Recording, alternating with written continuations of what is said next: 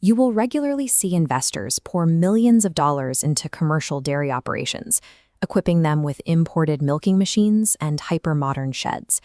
Yet within 5 years, many of these heavily capitalized farms collapse, leaving behind rusted equipment and padlocked gates. At the same time, there are farmers operating out of simple traditional sheds who manage to generate consistent yields, avoid debt, and quietly build multi-generational wealth. If you isolate the variables between the operation that failed and the one that succeeded, the difference is rarely the scale of capital or the sophistication of the technology. Success is dictated by the operational mindset of the manager. We call this the profit paradox.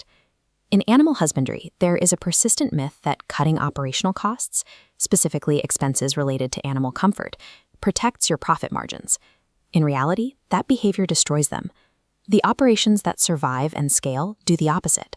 They allocate capital toward animal luxury, because environmental comfort is the primary biological driver of financial yield. To build lasting agribusiness wealth, you have to look past the financial spreadsheet and understand how microeconomics is entirely dictated by the animal's endocrinology. There are 2 distinct operational paths you can take when managing a herd. Your financial destiny depends on which one you choose. This flowchart maps out these 2 approaches. On the top left is Route 1, the path of extraction. In this model, the farmer views the animal purely as a production machine, utilizing exploitative practices. These practices trigger immediate biological stress, leading to physical breakdown and premature aging. Production plummets, and the farm is hit with a structural financial loss. Now, look at Route 2 on the right, the path of stewardship. Here, the manager prioritizes deep environmental care, suppressing stress hormones. The biological result? A stress-free animal lives longer, yields more milk, driving compounding, sustainable profit. Farm profitability is predetermined at the exact moment the manager chooses between extraction and stewardship. The extraction approach treats the dairy farm like a coal mine. The singular objective is to pull maximum resources out of the asset as fast as possible until the vein is depleted and the mine is abandoned.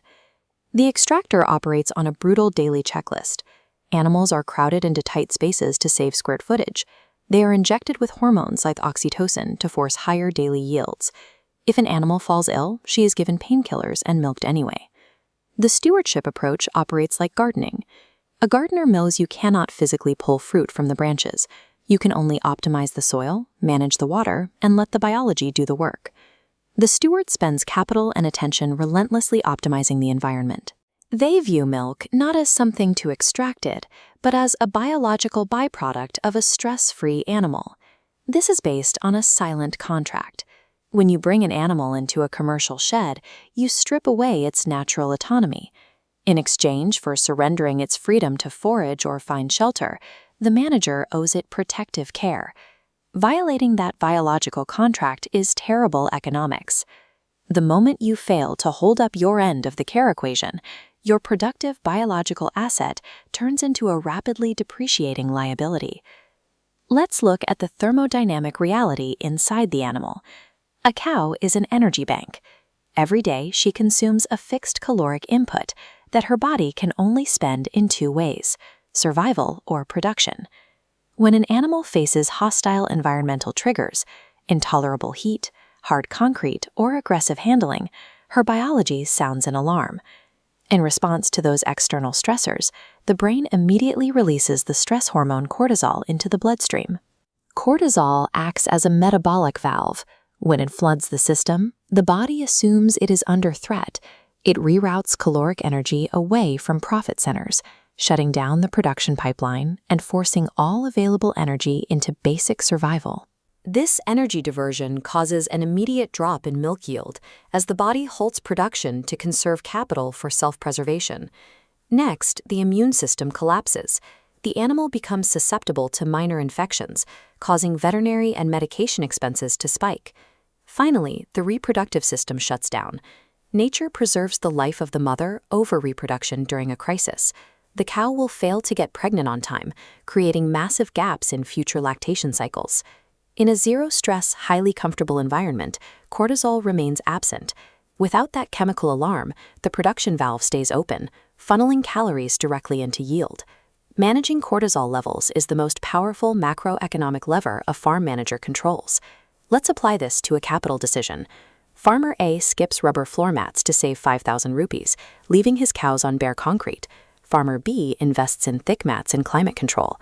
Look at the biological mechanics of resting. When a cow lies down on a soft surface, blood flow to her udder increases by 30%. Since blood flow is what synthesizes milk, resting time directly equals production volume. Because the concrete floor is hard, Farmer A's cow stands for hours to avoid discomfort. By standing, she loses that critical blood flow, dropping her daily milk yield by 20%. Rubber mats, fans, and foggers are not optional luxuries. They are physical regulation tools required to maintain yield. The consequences compound. Due to the chronic stress of standing and fighting heat, Farmer A's cow hits biological burnout early. By her fourth lactation, her body fails. This is where the extractor fails. At year 3, Farmer A must buy a new cow. That replacement cost instantly wipes out the meager profits extracted over the previous 3 years. Meanwhile, Farmer B's asset reaches 10 to 12 lactations. By capturing a 20% yield gain every day and tripling the productive lifespan of the animal, Farmer B generates years of unencumbered net profit. The math of the stewardship model is consistent. Every unit of currency invested in animal comfort generates 3 times its value in returned profit. Stewardship requires rigid, daily operational habits on the barn floor. The first unwritten rule is to feed the herd first. You do not eat your own breakfast until you have verified that the troughs and water tanks are fully stocked. The second habit is developing your third eye. This involves walking the barn in total silence to spot early indicators of illness, a cow with cold ears or one that has stopped chewing her cud. The third mandate is zero tolerance for pain. If an animal is limping, you do not wait until tomorrow. Delaying treatment spikes cortisol, which means procrastination guarantees an immediate financial loss. The fourth rule concerns your most vital input. Milk is 87% water. You can buy expensive feed, but if the animal is thirsty, she cannot metabolize it. Providing unhindered 24-hour access to clean water alone can boost total milk yield by 10 to 15%. Finally, you must manage the human chain of emotion. An owner who shouts at staff creates resentful staff who roughly handle animals. The animals sense that aggression, cortisol spikes, and production stops. A herd's yield is a biological mirror reflecting the manager's own emotional and operational discipline. The ethical standards of a steward translate directly into the farm's most durable economic competitive advantage. True farm wealth is not a bank balance, but a visually healthy, stress-free herd. That physical herd is your real balance sheet. The second pillar of wealth is continuous genetic progress. Real equity is raising a calf in an environment that allows her to naturally outproduce her mother. The final pillar is the peace of mind derived from ethically honoring the biological contract with your herd. In agribusiness, those who chase profit will watch it outrun them. But those who chase excellence, comfort, and service will find profit naturally